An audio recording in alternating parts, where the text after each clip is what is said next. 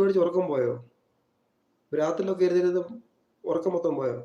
ഞാനൊക്കെയാണ് പരീക്ഷയുടെ തലേദിവസം മാത്രം ഇരുന്ന് എന്ത് ചെയ്യുമെന്ന് ഫോൺ നോക്കി ഇരുന്ന് ശീലിച്ചു. എപ്പഴും ഈ ഫോൺ നോക്കിയിരിക്കല്ലോട്ടോ. കാരണം നമ്മൾ അതിനൊരു അഡിക്ഷനായി പോകും.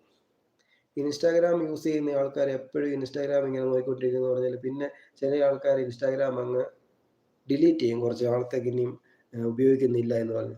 2 ദിവസം ഡിലീറ്റ് ചെയ്ത് കഴിഞ്ഞിട്ട് പിന്നെ 3-ാമത്തെ ദിവസം പിന്നെയും ഇൻസ്റ്റാൾ ചെയ്യും. അപ്പോൾ അതിനങ്ങ് അഡിക്ഷനായി പോകും. അപ്പോൾ ഫോൺ മനുഷ്യൻ്റെ ജീവിതത്തിൽ ഇങ്ങനെ എപ്പോഴും നമ്മളിങ്ങനെ നോക്കിക്കൊണ്ടിരിക്കുക. എന്നാലും കുറച്ച് നേരമൊക്കെ കിടന്നുറങ്ങുക.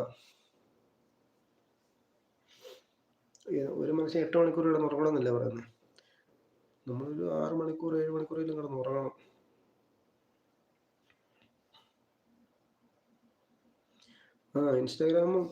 ഇൻസ്റ്റാഗ്രാമും ഫേസ്ബുക്കും ഒക്കെ ഡിലീറ്റ് ചെയ്യും. നമ്മൾ ഇപ്പം രക്ഷ നമ്മൾ ഇനിയും കുറച്ച് നാളത്തേക്ക് ഇതൊന്നും ഇല്ല, ഇനി എല്ലാം നല്ലതായിട്ട് ഇനി കുറച്ച് നാൾ നടക്കാൻ പോകാന്ന് പറയും. പിറ്റേ ദിവസം പിന്നെയും ഡൗൺലോഡ് ചെയ്യും.